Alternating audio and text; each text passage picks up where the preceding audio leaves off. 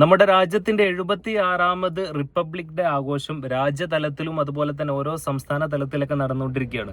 കേരളത്തിൽ നടന്നുകൊണ്ടിരിക്കുന്ന republic day ആഘോഷത്തിന്റെ ഒരു ലൈവ് ന്യൂസിൽ എനിക്ക് പ്രത്യേകം ഒരു ശ്രദ്ധിക്കപ്പെട്ടൊരു കാര്യം കണ്ടു. നമ്മുടെ ഗവർണർ രാജേന്ദ്ര സാർ അദ്ദേഹം പ്രസംഗിച്ചുകൊണ്ടിരിക്കുകയാണ്. അദ്ദേഹം ഗവർണർ എന്ന് പറയുമ്പോൾ നമ്മുടെ സമൂഹത്തിൽ ഒരു വലിയ സ്ഥാനത്ത് നിൽക്കുന്ന, വലിയ റാങ്കിൽ നിൽക്കുന്ന ഒരാളാണ്. പക്ഷെ അദ്ദേഹം പ്രസംഗിച്ചുകൊണ്ടിരിക്കെ ഒരു പോലീസ് ഉദ്യോഗസ്ഥൻ, അദ്ദേഹത്തെക്കാൾ എത്രയോ റാങ്ക് താഴെയുള്ള ഒരു പോലീസ് ഉദ്യോഗസ്ഥന് അവിടെ കുഴഞ്ഞു വീഴുകയാണ്.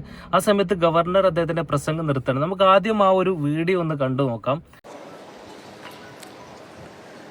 We are celebrating our Republic Day today, and it has been always honor for all of us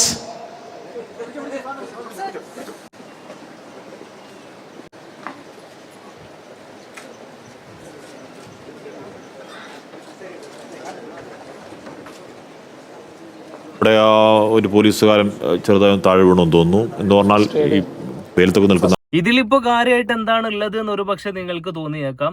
പക്ഷെ ഇവിടെ ഈ ഒരു ഗവർണറുടെ ഒരു മനുഷ്യത്വമാണ് നമുക്കിതിൽ നിന്ന് മനസ്സിലാക്കുന്നത്.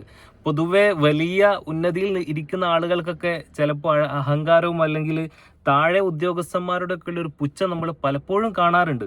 പക്ഷെ തന്നെക്കാൾ എത്രയോ റാങ്ക് താഴെയുള്ള ഒരു ഉദ്യോഗസ്ഥൻ അവിടെ കുഴഞ്ഞു വീണപ്പോൾ അദ്ദേഹത്തിന് വേണമെങ്കിൽ ആ പ്രസംഗം അങ്ങനെ തുടരാമായിരുന്നു.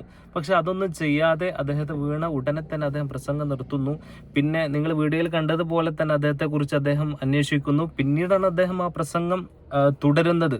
അപ്പൊ ഇതിൽ നിന്നൊക്കെ ഓരോ കാര്യങ്ങളിൽ നിന്നും നമ്മൾ ഉൾക്കൊള്ളേണ്ട ഒരു കാര്യം എന്താണെന്ന് വെച്ചാൽ, ഇതിൽ നിന്ന് എനിക്ക് മനസ്സിലായിട്ടുള്ളത്, നമ്മൾ എത്ര ഉന്നതിയിലെത്തിയാലും എവിടെയും നമ്മൾ എന്ത് ചെയ്യരുത്, നമ്മൾ വന്ന വഴി നമ്മൾ മറന്നു പോകരുത് എന്നുള്ള ഒരു മെസ്സേജ് കൂടെ ഇതിലുണ്ട്.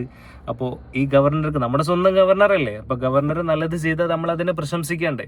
അപ്പോൾ ചെറിയൊരു കാര്യമാണ്, പക്ഷെ എനിക്കത് വലിയൊരു കാര്യമായിട്ട് തോന്നിയത് കൊണ്ടാണ് ഞാൻ വീഡിയോയിലൂടെ വന്നിട്ടുള്ളത്. എന്തായാലും നമ്മുടെ പുതിയ ഗവർണർ അടിപൊളിയാണ്, നല്ല മനുഷ്യത്തുള്ള ആളാണ്. നമുക്ക് ഈ ഒരൊറ്റ സംഭവത്തിലൂടെ തന്നെ നമുക്ക് അദ്ദേഹത്തെ മനസ്സിലാക്കാൻ പറ്റും.